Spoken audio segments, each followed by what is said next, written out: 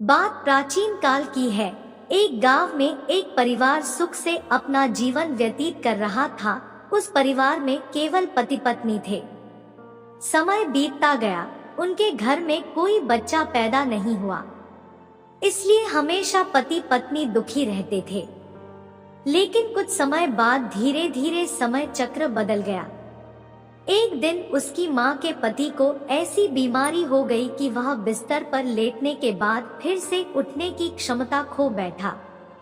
शायद उसे कैंसर था, इसलिए काफी दुबला पतला एवं कमजोर हो गया। अब वह माँ अपने पति को बीमारी से बचाने के लिए शहर शहर भागने लगी। हर तरफ से लाचारी हाथ मिलने पर वह मायूस होकर पति को घर ले आई। घर लाकर पति की हालत धीरे धीरे बिगड़ती गई। इस दौरान पति को पता चला कि उसकी पत्नी पेट से है। जब उसने यह बात अपने पति को बताई तो पति ने कहा कि अब उसे मरने से पहले यह चिंता नहीं है कि उसके कोई संतान नहीं है। अब यदि मैं मर भी जाऊं तो यह बच्चा जन्म लेगा और आपके जीवन का सहारा बनेगा और आपके बुढ़ापे की छड़ी बन जाएगा। तुम अपना जीवन बच्चे के साथ व्यतीत करना। और यह सब कहकर पति ने अपने प्राण त्याग दिए। पत्नी ने पति का अंतिम संस्कार किया, लेकिन उसके मन में बहुत दुख था। लेकिन यह कहकर उसने अपने मन को आश्वस्त कर लिया कि उसके पति का प्यार, उसके गर्भ में एक छोटा बच्चा एक दिन इस दुनिया में जन्म लेगा और वह मेरे बुढ़ापे का सहारा बनेगा। अब धीरे धीरे समय बीतता गया और बच्चे के जन्म का समय आ गया। तब उस माँ ने एक पुत्र को जन्म दिया। माँ अब पूरी तरह से उन पर निर्भर थी और बच्चे का पालन पोषण करती रहती थी। धीरे धीरे अब उनका बेटा 5 साल का हो गया। इसलिए माँ ने अपने बेटे को एक स्कूल में पढ़ने के लिए भेज दिया। माँ की ममता विलक्षण होती है, इसलिए माँ अपने बेटे से बहुत प्यार करती थी। माँ अपने बच्चे का दर्द नहीं देख सकती, इसलिए माँ उस बच्चे का दुख एवं दर्द स्वयं उठाती थी। अमीर लोगों के घरों में काम करके कुछ पैसे बचाती थी। वह बेटे की हर मांग पूरी करती थी। धीरे धीरे बेटा बड़ा हुआ और उसने उसे गांव से बाहर शहर में पढ़ने के लिए भेज दिया। बेटा भी मन लगाकर पढ़ाई करने लगा और एक दिन वह एक बड़ा अधिकारी बन गया। जब माँ को इस बात का पता चला तो वह बहुत खुश हुई कि उसके जीवन के सभी संकट अब उसके बेटे द्वारा काट दिए जाएंगे।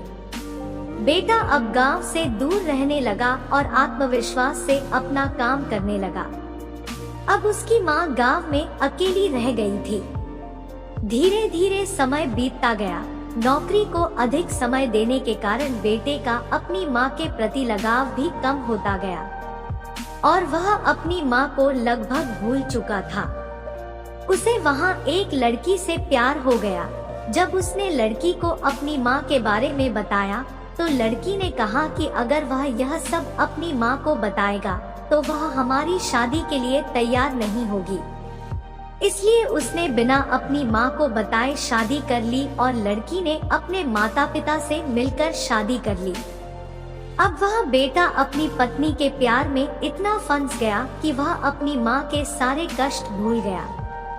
जब उसकी माँ को इस बात का पता चला तो उसे बहुत दुख हुआ, लेकिन वह यह सोचकर माँ अपने मन को समझा लेती कि एक दिन उसका बेटा जरूर आएगा। समय बीत रहा था और माँ भी अब बूढ़ी हो रही थी। गांव के लोग भी उसे कहने लगे कि उसका बेटा अब कभी नहीं आएगा। लेकिन उस माँ के मन में उम्मीद थी कि एक दिन उसका बेटा जरूर आएगा। उधर बेटा पत्नी के प्यार में फंसकर माँ को पूरी तरह भूल चुका था। यहाँ धीरे धीरे माँ भी इतनी बूढ़ी हो गई कि माँ को चलने फिरने में परेशानी होने लगी। फिर एक दिन उसने गांव के लोगों को बुलाकर एक पत्र लिखा और उसे अपनी अलमारी में सुरक्षित स्थान पर रख दिया और गांव के लोगों से कहा कि जब उसका बेटा आए तो उसे यह पत्र दे देना। और बूढ़ी माँ एक दिन अपने बेटे की याद में गुजर गई। इधर एक दिन इसी बात को लेकर उनके बेटे और उनकी पत्नी का झगड़ा हो गया। और उसकी पत्नी ने उसे हमेशा के लिए छोड़ दिया। अब बेटे को अपनी माँ की याद आई और एक दिन वह गांव आया। गांव में आकर उसे पता चला कि उसकी माँ अब इस दुनिया में नहीं रही और लोगों ने उससे बहुत बुरा भला भी कहा कि तेरी याद में तेरी माँ मर गई, तुम्हारे नाम की एक चिट्ठी रह गई है। बेटे ने जब वह चिट्ठी खोलकर देखी तो उस चिट्ठी में माँ के उस दर्द भरे जीवन का सारा दर्द लिखा था और अंत में लिखा था कि बेटा, अगर मेरे कारण से आपके पारिवारिक जीवन में कोई बाधा आती है तो मैं जीवन भर आपसे अलग रहूंगी। अब बेटे को अपनी माँ के प्यार का एहसास हुआ और उसने अपनी गलती का पश्चाताप किया। कैसे माँ का साथ जीवन में अनमोल होता है, क्योंकि माँ का प्यार स्वार्थ रहित होता है। तो दोस्तों, एक माँ की ममता के बारे में कुछ नहीं कहा जा सकता। माँ का प्यार निस्वार्थ प्यार होता है और बाकी सभी भाई बहन का प्यार भी स्वार्थ से अछूता नहीं है। माँ एवं पिता के अलावा दूसरे लोग किसी न किसी स्वार्थ से प्यार करते हैं। कहानी पसंद आई हो तो हमारे इस चैनल को सब्सक्राइब करके जुड़े। कहानी सुनने के लिए आपका धन्यवाद।